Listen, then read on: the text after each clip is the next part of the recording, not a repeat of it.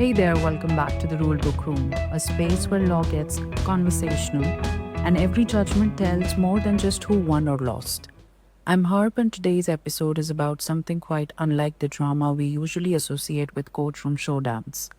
It's about the quiet things, the not replying, the not returning, the not wrong enough. It's about whether you can walk away from a relationship, let silence hang in the air, and then claim legal freedom. The case, Dharmender Kumar versus Usha Kumar, decided in 1977 by the Supreme Court of India.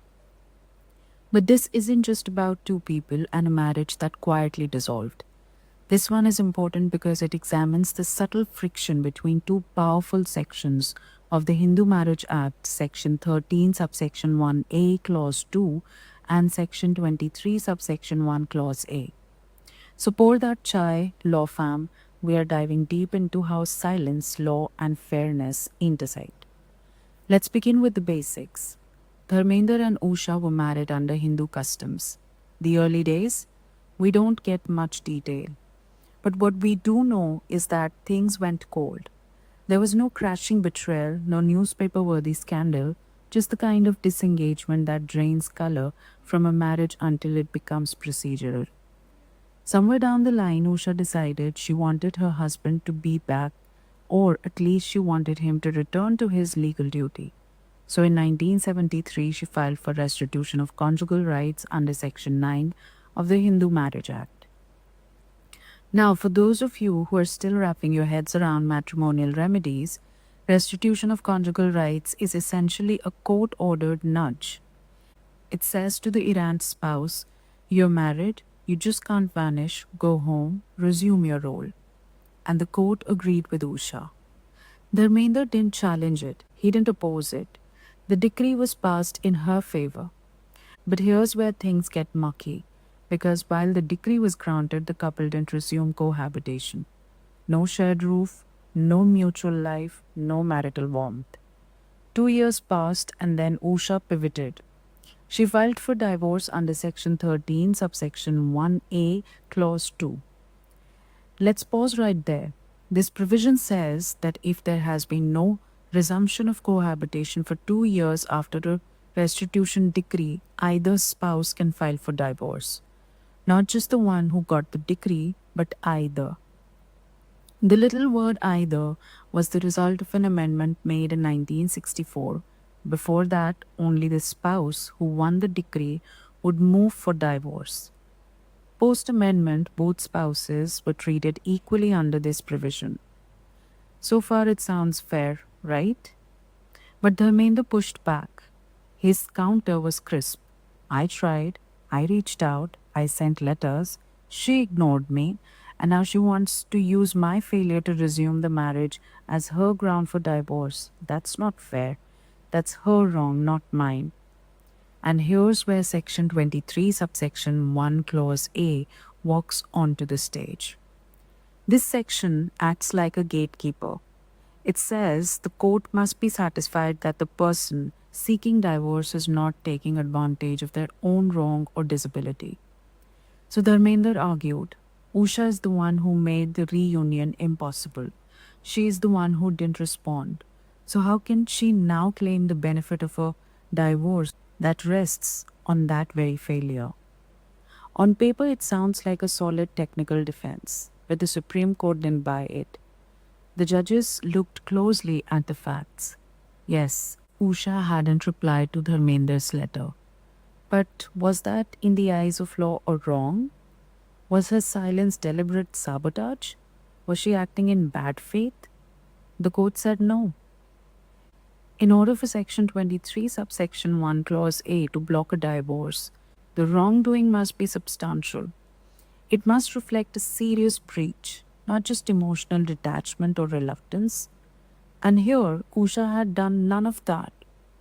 She hadn't misled the court. She hadn't violated any decree. She hadn't blocked Dharmender from resuming cohabitation. She had simply not responded. Maybe she was done. Maybe she didn't see a point in reconciliation anymore. And under law, that's not enough to stop someone from seeking divorce. The court emphasized that not all silences are sinister, that a mere disinclination to agree to an offer to reunion doesn't amount to taking advantage of one's own wrong.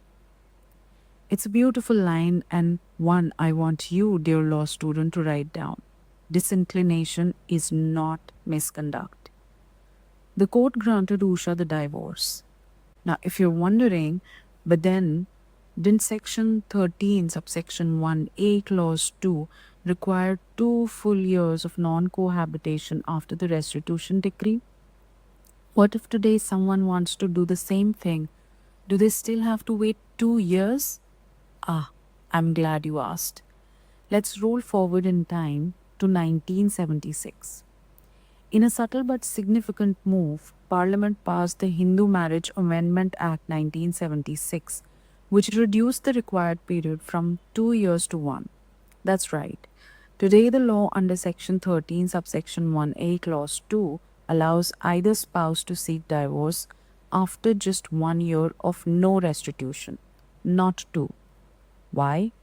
Because the legislature recognized that reconciliation either happens soon or it doesn't. Waiting 2 years was stretching a dead marriage far beyond its natural shelf life. So yes, Usha had to wait for 2 years, but under current law, you don't. Let's step back for a second. What does this case teach us? It teaches us that the marriage in law is as much about intention as action. That silence doesn't always signal guilt. That walking away isn't always cruel. Sometimes it's a choice to no longer be hurt. It also reminds us that Section 9 is not a trap and Section 13, subsection 1A, clause 2 is not a punishment. They are procedural tools, not moral weapons. And Section 23, subsection 1, clause A, that's the fairness filter. It's there to prevent misuse, but not to confuse emotional disappointment with legal misconduct. So, the next time someone says, "Can you really get a divorce just because your partner didn't come back, even if you didn't push them to?" you'll know the answer. Yes, if the law permits and you haven't done wrong, the court will grant it.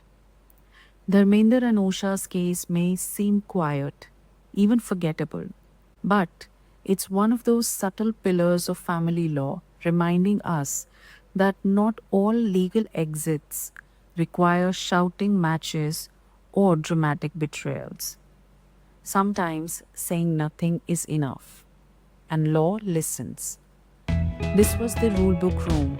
I'm Harp, and I hope today's journey left you a little more fluent in language of law and maybe just a little more attuned to what silence means. Until next time, stay sharp, stay kind, and when the law whispers, listen carefully.